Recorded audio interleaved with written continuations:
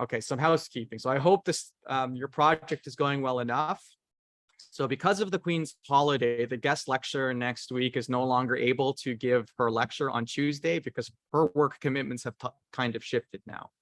So we're going to ask that you simply watch the lecture recording from last year of her seminar when you can, which I know is kind of a bummer. It would have been better to have her in, but that's what happens when we get surprise holidays. The benefit of this now is that like we've gained an extra hour on Tuesday, which we're going to like in all likelihood use as like extra in-person consultation for this project, right? So we have 3 hours next week. I'm going to hopefully go through the entire factorization lecture today.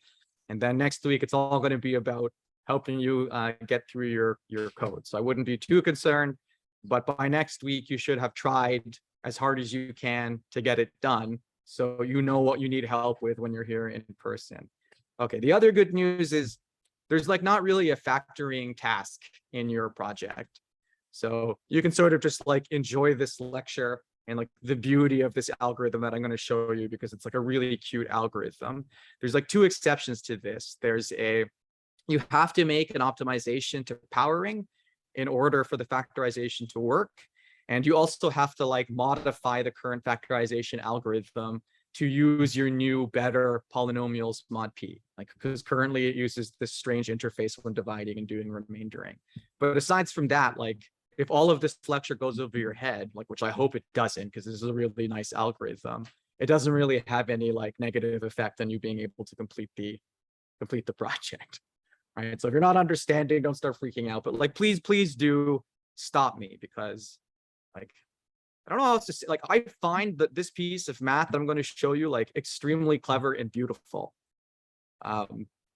So let's just get to it then. So like last class, we basically developed all of the mechanisms, mathematics, and algorithms for turning a polynomial ring with coefficients from a field into a Euclidean domain, which also meant that it was a group and a ring, right? So we have polynomial addition, polynomial multiplication, polynomial remaindering, quotienting, and the GCD algorithm, and the GCD algorithm is more than just giving us GCDs.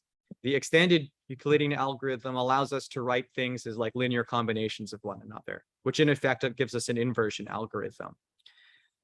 So let's now start talking about like the main purpose of like why I showed you all of that stuff, right? It was all in order to develop this factorization algorithm.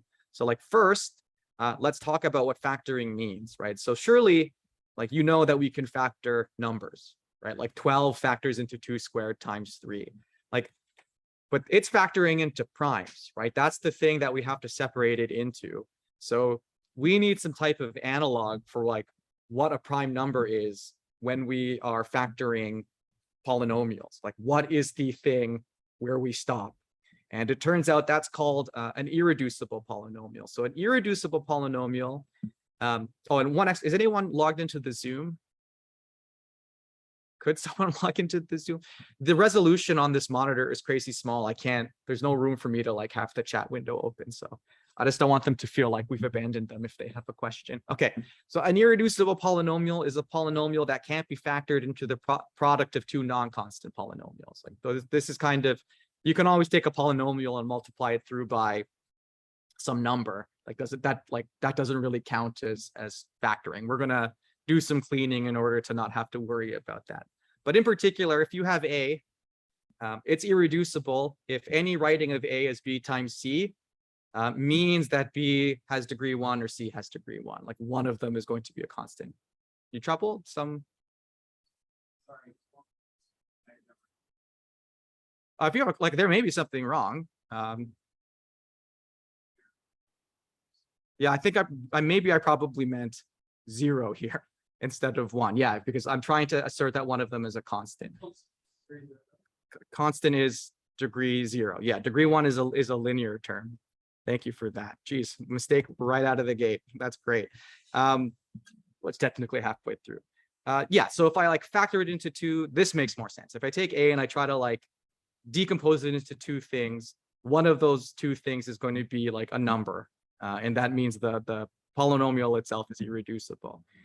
Okay, with it, this is kind of strange in itself, right? Because like this irreducibility is going to depend on the coefficient field that we're allowed to work in, or it depends like where we're allowed to try and form roots. So let's consider this polynomial x to the power of 4 minus 4.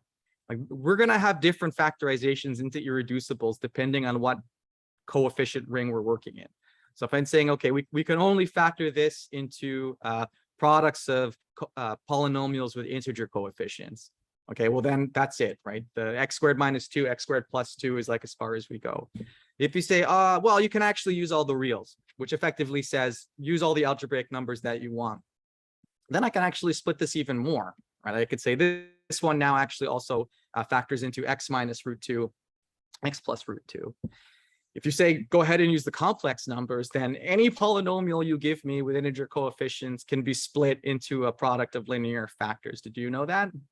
Anyone take out? Like this is why the complex field is called a splitting field, right? This is exactly what it does, right? It means anything is factorable into linear factors. So we're restricted to Z, right? So just keep that in mind, right? That this irreducibility depends on the field of coefficients that we're allowed to work with, and we're restricting ourselves to Z.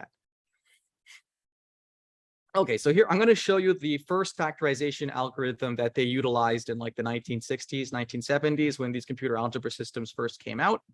I'm going to premise this by saying I'm aware that taking the factoring algorithm and making an equivalence to to factoring integers is kind of pointless, right? Because you know that factoring composite numbers is like an intractable problem, right? This is why we have cryptography and stuff like that. So, but it's still a method that's going to work.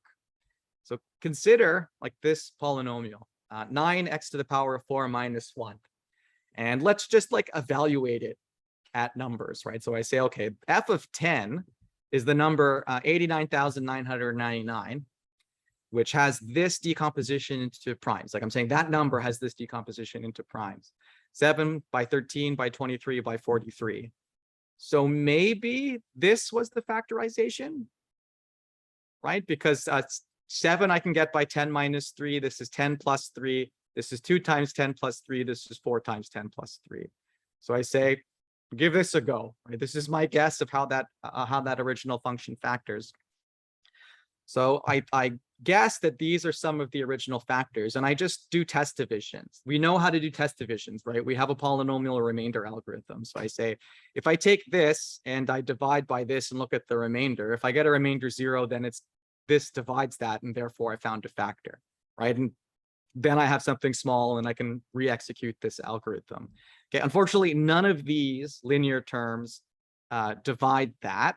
But we can still keep going and say, okay, fine, linear terms don't work. Maybe like I can guess a quadratic one. So I just then start taking like 2 of these at a time. So I say, okay, 7 times 13 is 91. And 91 is like 10 squared minus 10 plus 1. So maybe this was one of the factors, x squared minus x plus 1. Okay, but this doesn't divide f. Okay, so we'll try a different one. How about 7 and 23? That was 161. That's 200. So 10 squared minus 4 times 10 plus 1. Nope, still doesn't divide it. Okay, we'll try again. Wait, maybe if I take 7 and 43, that's 301, which is 3 times 10 squared plus 1. So my guess is 3x squared plus 1. And lo and behold, I do a test division and it divides into that, and therefore I found a factor. All right, so I've deduced that at least one of the factors of this polynomial is 3x squared plus 1. Like I do the division.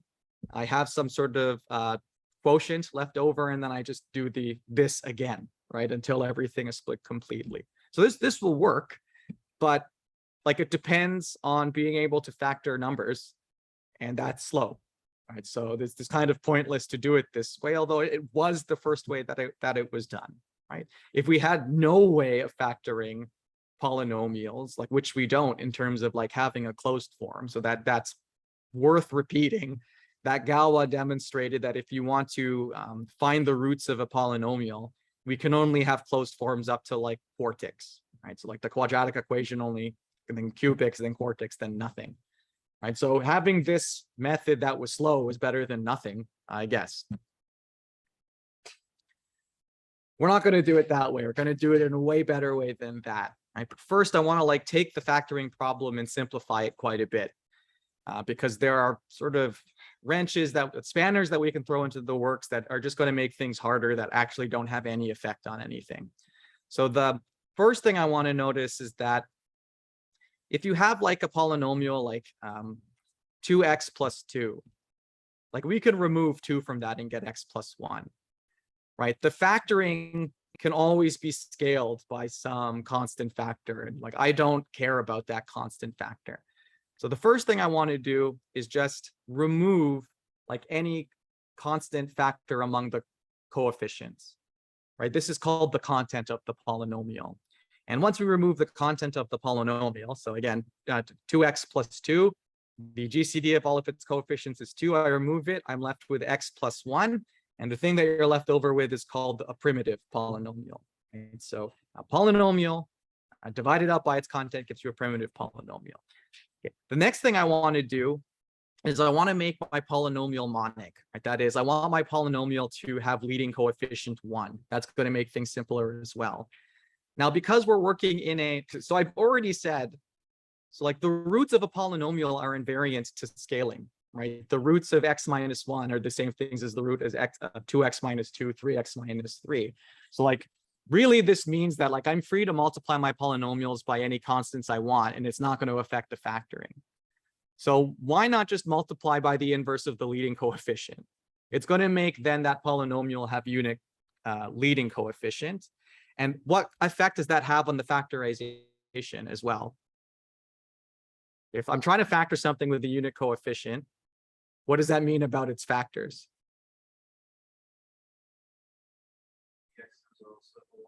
All of its factors have to have like a unit leading coefficient. So that's really going to simplify stuff, right? Because now we only have to talk about polynomials whose leading coefficient is a unit, is 1. And these type of polynomials are called monic. Okay, so we're always going to engage in, like, before we even start talking about the problem of factoring, we're going to ensure that the polynomial is primitive. That is, like, any content among its coefficients have been factored out already, and that it's monic, that like after we take out the content, we just multiply through by the inverse of the leading term, right? So we just have to worry about monic polynomials.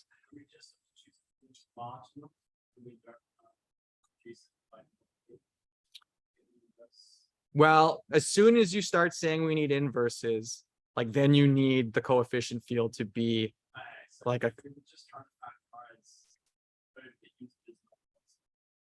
Well, you just use CRT in the same.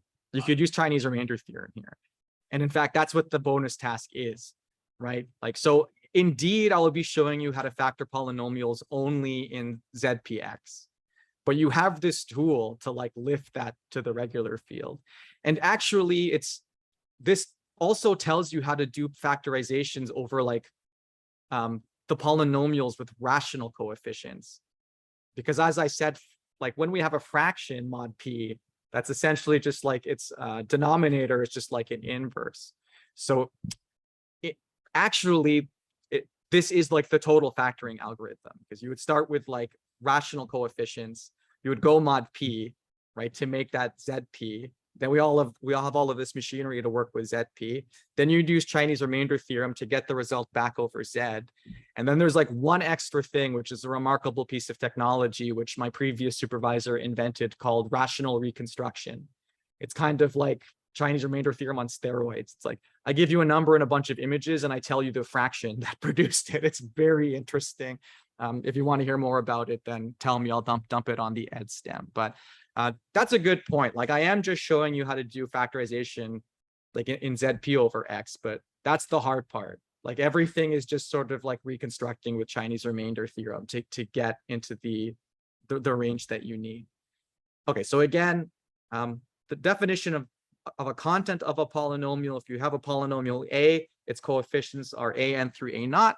The content is just the GCD, integer GCD of all of its coefficients. The primitive part of A is A just divided out by its content. And this can be like, this division is fine just to be a division. Like you're guaranteed clean divisions of all of these numbers because it was the greatest common denominator. So for example, the content of 6x cubed plus 3x plus 3 is 3. You can see 3 divides all of these coefficients. And the primitive part then of this polynomial is 2x cubed plus x plus 1, right? I removed all of it. Okay, the other simplification I want to make is saying that let's not worry about multiplicities here. Okay, so like consider I tell you that okay, we have the number 12. We know that this factors into 2 squared times 3. If I were like to tell you, listen, I did the factorization, but I forgot all the degrees. Like I know its prime factors are 2 and 3, but I forgot everything else. Would you be like satisfied with that? All you have to do is sort of repeated division to like get back all of the degrees. Like finding the primes was the hard part, right? Like discovering those degrees is going to be easy, right? So we're going to make that same simplification here. I'm only interested in finding x minus 1, x squared plus x plus 1, x cubed minus 3x minus 1. I can always recover those other degrees by just doing repeated division. The hard part is finding the irreducible components to begin with, right? Analogously to that, that example with 12. So you have sort of functions in your Julia notebook already that do this. Please work. Oh, sorry. I have to run this. Yeah, don't run this more than once because it's very costly. Let me see here. Okay, perfect. Sorry. Where were we? CRT, addition, multiplication, division. Oh my Lord. Almost. Okay, back to here. 3. That was totally worth it. But you can also get the prim part. But of course, when we do the primitive part, it has this like weird interface where because we're doing an inversion, like the prim part basically is saying multiply by the inverse of the leading coefficient. So as soon as we start talking about inverses, we're talking about the extended Euclidean algorithm and division. So that's why we have to give it this prime, right? But you're going to clean up this interface, so that shouldn't be a problem. So I was saying that we don't really care about the degrees of the irreducible polynomials. So I want some way to get like rid of them ahead of time without knowing the factoring. So there's something called the square-free polynomial. And it's a polynomial which doesn't have squares among its irreducible terms. Like, because if you have like a something of multiplicity 3, you necessarily have something of multiplicity 2. So when I say square-free, that's like saying repeated root-free. It's like totally equivalent. So here's the definition for a square-free polynomial. So a polynomial is square-free if it has no repeated factors. It has no irreducible components with like some number greater than 1 on it. And this means that there is no b with degree greater than 0, so it's not a constant, and b squared divides a. But like you just think, if I were to factor the polynomial can't have factors with like higher ordered degrees. Here's a lemma. If a is a square-free polynomial, and now when I say polynomial, like it's implicit that it's a polynomial from this field, right? ZPX. That's what we're working in now. So a polynomial is square-free if its GCD of a and its derivative is 1. Can you see why that would be the case, right? If it had higher order, like imagine that you have a polynomial and it's like you can like write its factorization like this, and it has some higher order term.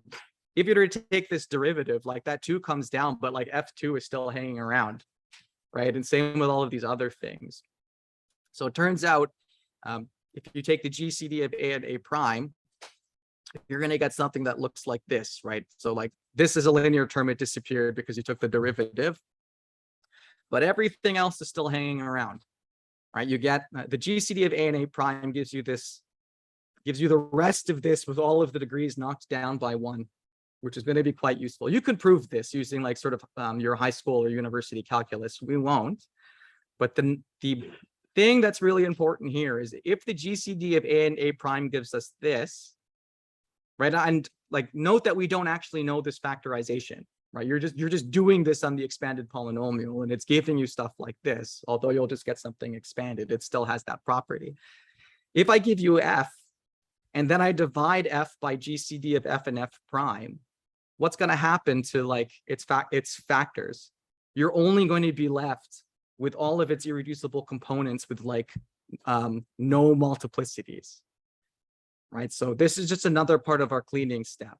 And I'm saying, okay, so we are given a polynomial, it has no content, so let's not worry about constant coefficients. Moreover, let's just assume that everything is monic, so we don't have to worry about leading coefficients.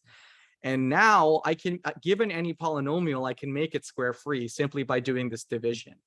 And this division's clean. You don't have to do this in a field. Like the numerator is guaranteed to be divisible by the denominator, right? You can see it here. Okay, so that's the last thing we're going to do to clean the input, is just divide it out by the GCD of itself and itself, the first derivative of itself, to get this, right? Knowing that if we can actually do this factorization, we can easily recover all of the degrees that we lost by doing repeated dividing. Okay, so here's an example. So here's f. It's x squared plus x plus 1 cubed, and x cubed minus 3x minus 1 squared. And if I take the GCD of f and f prime, you're going to get this, right, mod 11. And if I then take f and divide by g mod 11, you get this back. You can put this through, like you have the functions in your project to like confirm this, but you can just sort of trust me. So let's see what this does. I hate how it disappears like that. But here you can see that here's a polynomial with like repeated roots cubed, and then you have a function which like makes that square free, right? That 3 is gone. Like there's all of these weird coefficients that were like generated because of the derivatives, but like we're just going to clean that anyway. So it doesn't really, we do not care about multiplying things through by constants. Okay, factorization in ZP X, right? Which is the only thing that we're going to do. Why? That seems like it's not LaTeX. I think, oh, sorry about that. Working in these, that's better.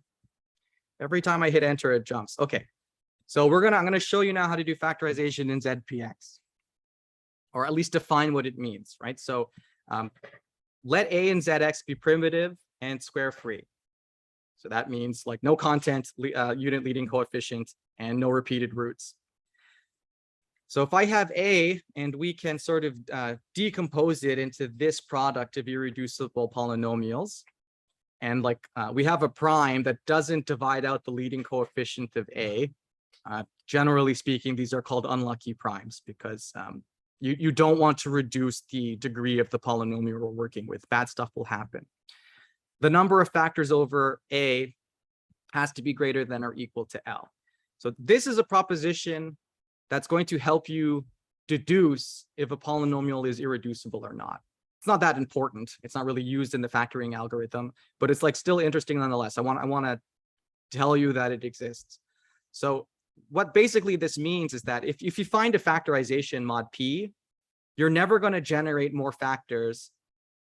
You're never going to generate less factors. Number of factors over ZP is greater than or equal to L. Yes, you're always going to generate, you're never going to generate less factors than you would factoring over like the regular integers, right? So here's A, and its factorization over like the general integers is 3x squared minus 1, 3x squared plus 1. And here's some like factoring over mod 5 and mod 7. So over mod 5, we got 2. Over mod 7, we got 3. And over mod 3, we get 1. But I'm saying this is degenerate because 3 actually divided the leading coefficient of A. So like we're not actually allowed to include this. Okay, so how can I utilize this somehow? So how to determine if a polynomial A is irreducible, right? Because it's like if we look at a polynomial, how do we know ahead of time if we can actually factor it or not? Like that's kind of like an open question at this point. So here's how you do it.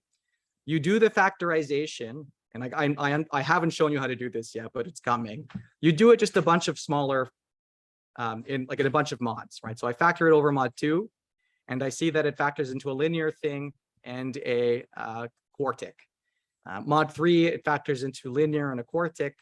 Mod 5, the leading term vanishes, so we can't use it. Mod 7, it factors into a square and a cubic. So we look at all the possible. So if this is not less than the number of factors of like the actual factorization. The actual factorization either factors into 1 and 4 or 5. This one says it factors either into 1 or 4 or 5, and this one says it factors into 2 or 3 or 5.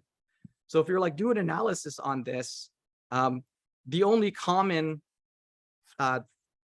decompositions of factors is like 5, right? If we take the union of all of this and it says, well, I did the factorization in a bunch of primes, and the only one that seems possible over the integers is like it decomposes into a factor of degree 5.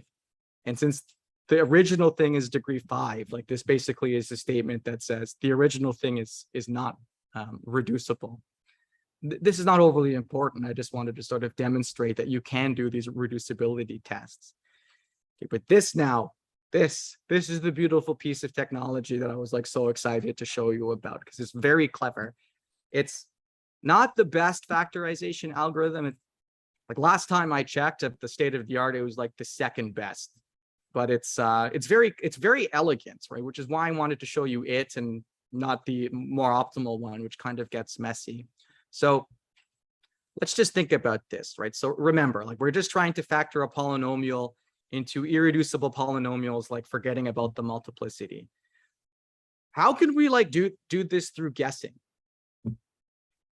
Right? Like suppose I wanted to find out if my polynomial had a linear factor. How could we do that?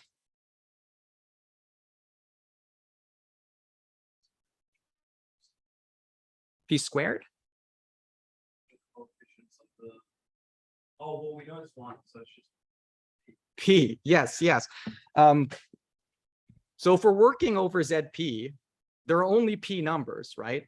So if the polynomial had a linear root in ZP, then if I evaluate it at, so suppose it had a factor x minus a, that means if I evaluate that polynomial at a, it will become 0. So all I have to do in order to figure out if a polynomial has a linear root is just like evaluate it at every single point in our in the coefficient field. And since there's only a finite number of numbers, like you're eventually going to get through all of them and either find the linear factor or not. Okay, well, that's not the greatest method, right? Because it's linear and you have to do a bunch of evaluations, but that's the right idea. Like what we're going to do is search for all the linear factors, then search for all the quadratic ones, then the cubic ones, then quartic ones, and so on and so forth until like we exceed the original polynomial's degree. And we're going to do so using GCDs to find all of the linear factors simultaneously if they exist. How can I use a GCD to find all of the linear factors of a polynomial? Well, take a look at this. I'm going to say, take the product of all of the linear polynomials that exist in this. There's finitely many of them, right? If this was mod p, if this was mod 5, there would be x minus 1, x minus 2, x minus 3, x minus 4. That's all of them. So if I take the GCD of the thing I'm trying to factor, and if there are linear factors, the GCD is going to collect them all and pull it out. And then you can just take the quotient, and then you know what's left no longer has linear factors. We can sort of start looking for quadratic factors. So this is what we're going to do. Like we're going to have to somehow figure out how to like spin up this like product of all the linear terms. That shouldn't be too hard. What is going to be a little bit more challenging is like, how do we get the product of all quadratics and cubics and quartics? But this is the idea. We're going to continuously use the GCD algorithm to pull out all the irreducible factors of like a certain degree simultaneously. Right? We could have done it just by guessing, but this is a little bit faster than guessing. So how can we, the question then becomes, okay, sure, like suppose I give you all of the linear factors, but there was 3 of them. I'm actually handing you back a cubic. So then how do we factor that cubic? So what we do is we say, oh, okay, don't multiply all of the linear factors, like multiply half of them, right? And then take that cubic you're left with and multiply by like half of the linear factors, and maybe you'll get lucky, right? Because either that cubic all of its linear factors are in like that half product, none of them are, or some of them are. And if some of them are, right, then you can split a little bit further and repeat. Right, so that's going to be the general strategy. So ask me questions about the linear version here, because like it'll just become more complicated when I move to cubics and quadratics. Yeah.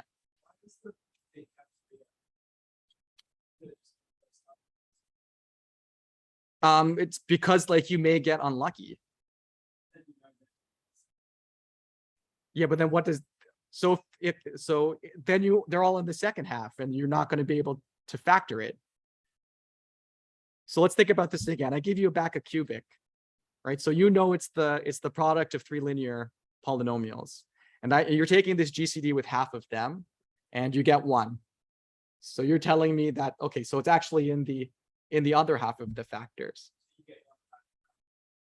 No, you get the number back, right? And then you get the cubic back again, right? You get the whole thing back.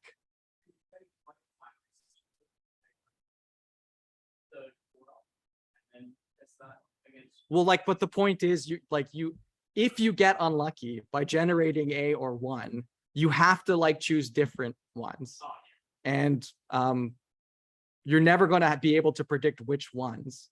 So what we do is we just do it. We permute the roots randomly, and eventually and I have a result at like at what probability this is going to work. It's like it works 4/9 of the time. So like this is actually a Monte Carlo algorithm that's doing this.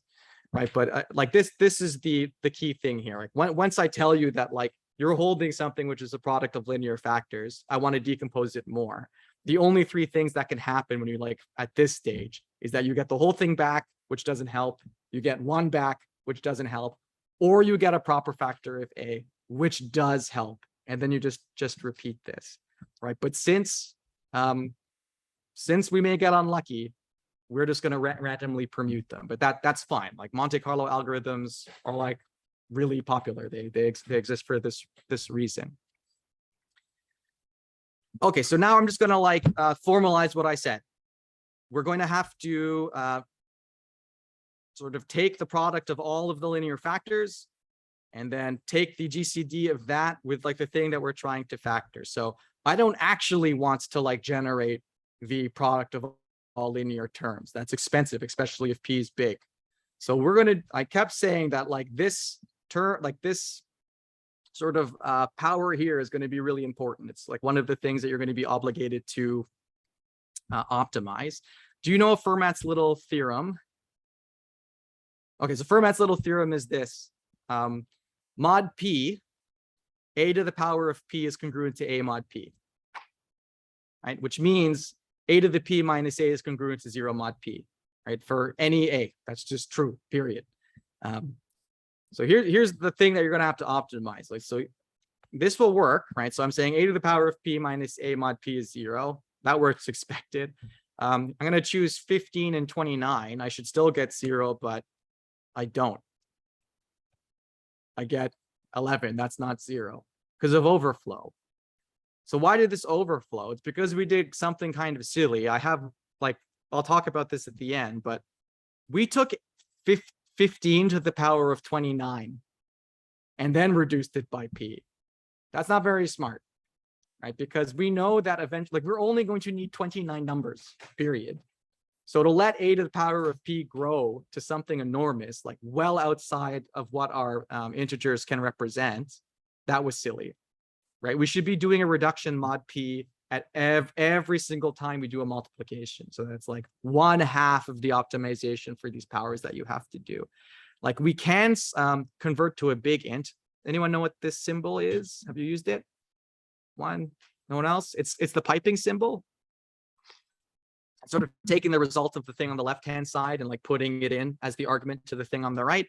So here I can just say we can have big integers. So if like I say a is a big int now, the same calculation is going to work, but now I'm using like the big int arithmetic, and that's super expensive. You want to avoid that. It was like not smart to use big int arithmetic to do a piece of arithmetic that's ultimately going to end up between 0 and 29. We only need 29 numbers, right? This is using like a mallet on a nail.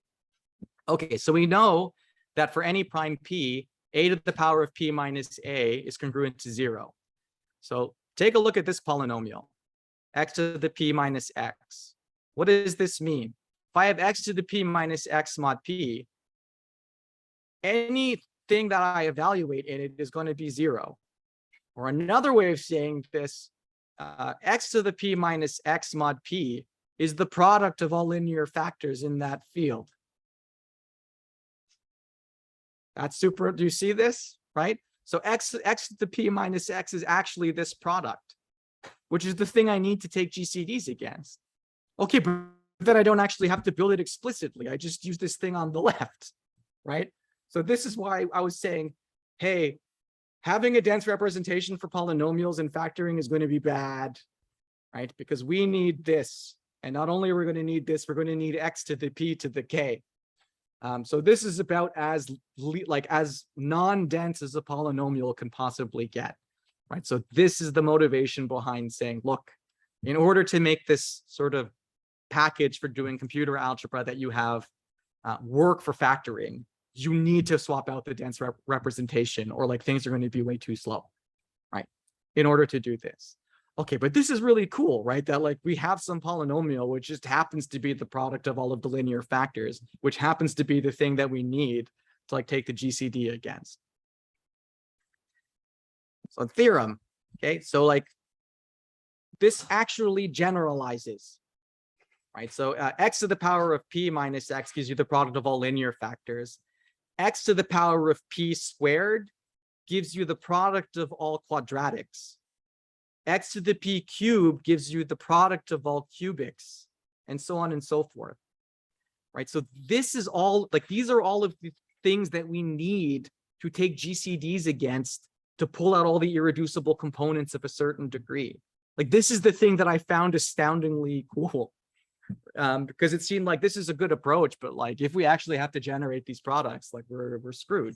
It turns out we don't have to generate these products. Like there's a polynomial that's like pre-built already that has that factorization, because we don't actually need for it to be factored. We just need it to like to be the polynomial which you get after you collect everything. So that's not totally the story. So x to the p to the 1 contains all reducible linear factors of a. X to the p to the 2 contains all irreducible quadratic factors of a. In general, this is going to be all of the product of all of the irreducible polynomials of a degree d, where d divides k, right? So x to the p to the 6 is going to be a product of all of the linears, quadratics, cubics, and whatever the 6 ones are. But if we simply, before moving to the next step, like remove all of the linear ones, then that sort of doesn't matter anymore. Right, so we do G1, we get all the linear factors, and then we remove them using the remainder and quotient algorithm. Then we do this, we get like a product of all of the irreducible quadratics, and then we remove it and go to the next one. We got a product of all the irreducible cubics, remove it and go to the next one, and then we just stop when we reach the degree of the thing that originally we're trying to factor. And actually, you can optimize that, right? Because if you're trying to factor something of degree 7 and you've managed to pull out a quadratic from it already, you don't need to go to 7. Now you can stop at 5, right? So for the simplicity, I'm just going to say go all the way to D. But in fact, if you're keeping track of what you've managed to pull out already, you can stop earlier. So here's the distinct degree factorization algorithm as pseudocode. So all we're essentially doing is implementing like these steps, and I'm saying, give me a input polynomial that isn't a constant, that's monic, primitive, and square free. We've done all of these cleanings already. And I'm going to output you a sequence of polynomials G1, G2, and Gm, such that each of these GKs are like the products of all of the irreducibles of degree K, right? So it like if you're trying to factor a cubic, this may be really unsatisfying because I may like give you back a cubic, but I'm saying that like your linear factors are in this cubic, right? You actually have 3 linear factors that are here, and then we have to do something else in order to get rid of them. So you can just, so that's the pseudocode.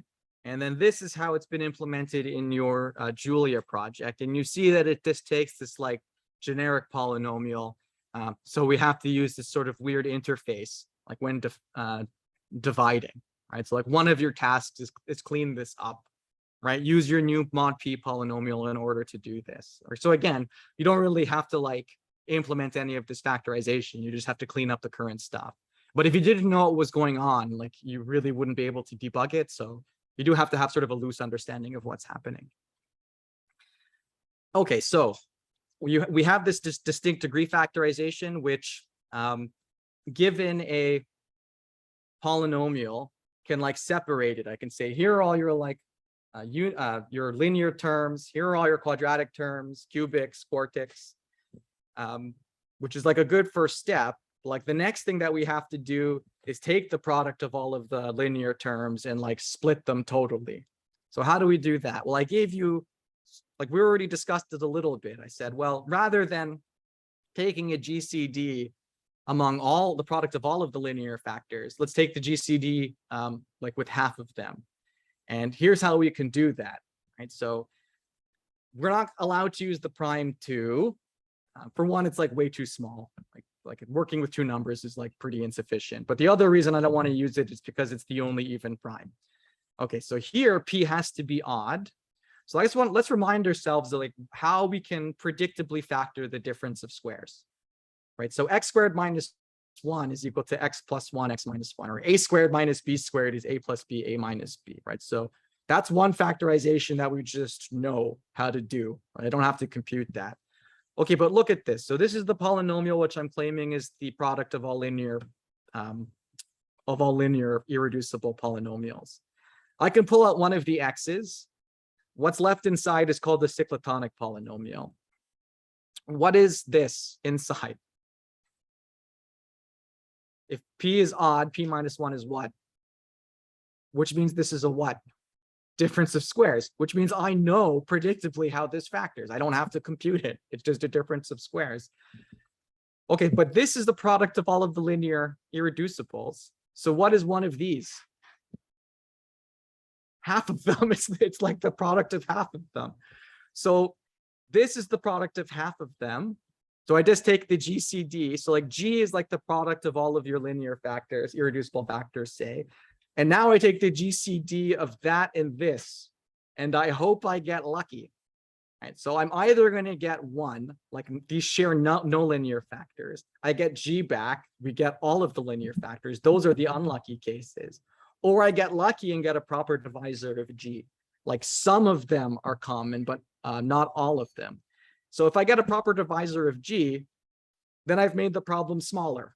And then we just do this again until we hit 1. The same thing is true for like the generic case, right? X to the P to the K minus X also has this predictable factoring because it's a difference of squares. So therefore, this term is also going to be like half of the product of all of the irreducible quadratics, cubics, quartics, centics, and we just do the same thing. So the question becomes, what do we do when we get unlucky? Well, I just do a linear shift. I just, instead of saying x minus 1, I do x plus alpha. And the effect of this is it just sort of randomly permutes all of the roots around. Like that's the other reason we don't do it smarter, because this is just kind of free, that we get like a random permutation of all of the roots. So here's the theorem, which is kind of important, right? If I'm like trying to guess at like a product to get some proper divisor of G of K, the probability that I'm going to not get unlucky is 4/9 approximately, which is almost as good as flipping a coin, right? 4/9 is pretty good probability, right? If I were to buy a lottery ticket and I was going to win 4 and 9 times, like, yeah, okay, give me a bunch of those lottery tickets. Those of you who are probabilists could probably work out on average how many times you're going to have to do this in order to like get a proper divisor. I'm sure I had to work this out at some point in my career, but I hate probability, so I like forgot it immediately. But in any case, right, that's how we're going to then take the sort of the product of irreducibles of a single degree and then like split them totally.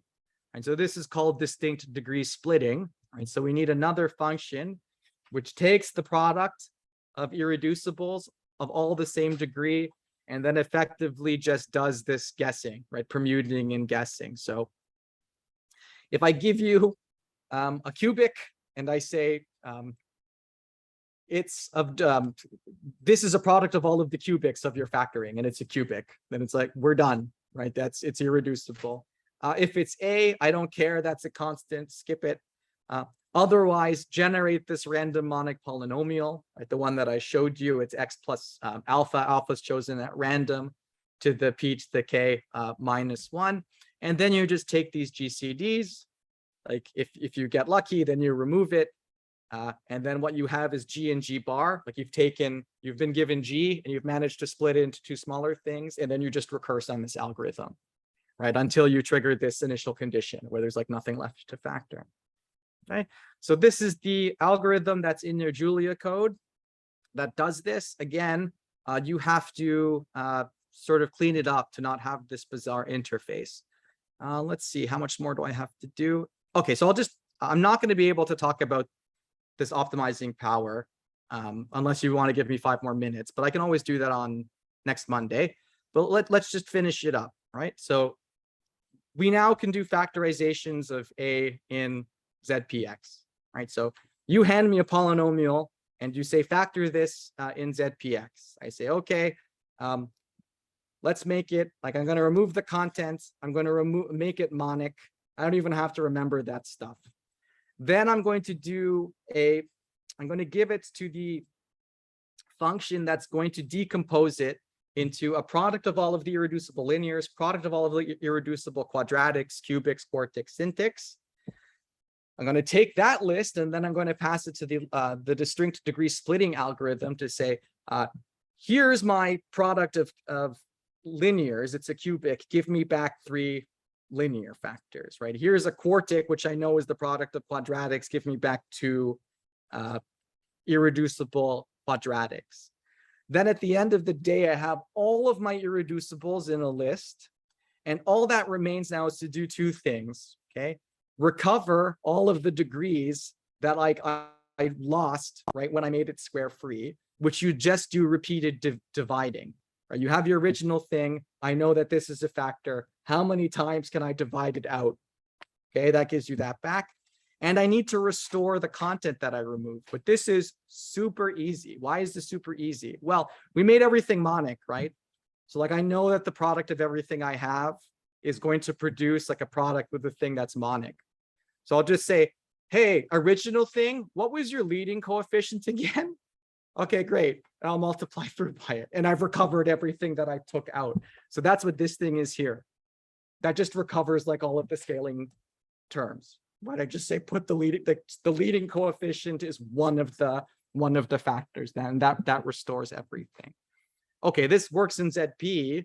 So of course it doesn't really work over ZX, but I gave you theorems yesterday to say we can use Chinese remainder theorem to actually like lift this to the result over ZX. If you're interested about these rationals, there is this rational reconstruction algorithm, which will actually produce the rational number from that integer, which seems like that's impossible, but we have it. And then, okay, so I'll go over this more closely on Monday. Could you give me 5 more minutes just so I can get this comprehensively, or do you have to catch buses or something? 5 minutes? Okay. So there's 2 optimizations that you're going to have to make for next week, which you should think about. And this is like one of the main ones. So we have to generate this polynomial. Like, I hope you understand that it's quite important that we're able to spin this up. But like x to the p to the k is going to be big, right? So if I want to do something like x to the 17 cubed, that's a number 7 followed by 10,216 digits, then an 8. And then ultimately I get 9 back, right? So clearly it was not smart to compute this. So the first thing that I want you to do is like write a powering algorithm that like does a mod every time, right? It does a product, right? So you reduce, right? Don't let it get huge and then reduce it, like always reduce it. Secondly, don't don't do 17 cubed many products here, right? We can do something called repeated squaring. So I'm not going to do 17 cubed because that's way too big of a number, but consider 103. If I want to take, if I want to take something to the power 103, you don't have to do 103 multiplications. If you look at 103 and it's how I can represent that as a binary number, 103 is 64 plus 32 plus 4 plus 2 plus 1. So you can read that off. If you can convert 103 to this binary number and get those. Okay, but that means w to the power of 103 is w to the power of 64 times w to the 32 times w to the 4th times w squared times w1. Okay, so if I had w to the power of 64, 32, 4, 2, and 1, I don't have to do 103 multiplications. I have to do 5. Okay, but then how do I get this, right? Well, that's you. So if I have w squared, I can do 1 multiplication to get w to the 4th. I just multiply w squared by itself. If I have w to the 4th, I can get w8 with 1 more multiplication, right? And then I can get 16, 32, and 64 in the same way, right? So instead of doing 103 multiplications here, I can do 1, 2, 3, 4, 5, 6, 7, 8, 9, 10, 11.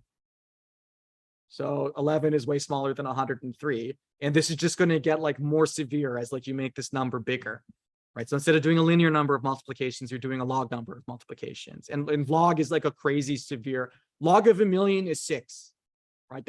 That's a very significant reduction from 1,000,000. So we really love it when logs appear in our complexity. We basically treat them like they don't really exist. Okay, so I'm going to go over this again more carefully on Monday.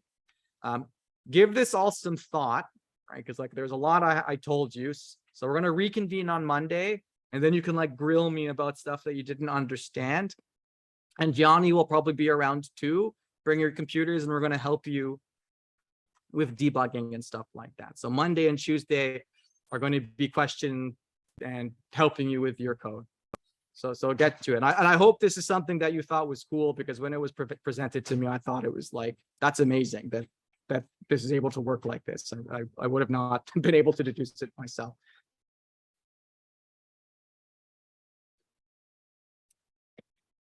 Bye, chat. Sorry that I kind of ignored you. I couldn't have you appear on the screen. I just didn't have much screen real estate. Are any of you there? I sure hope you could hear me. Okay, thank you. Yeah. All good. Okay, so of course, everything that I said is going to be available to you remotely when we're here on Monday and Tuesday. So just do some study over the weekend. I'll be manning the EdStem. Bye, chat.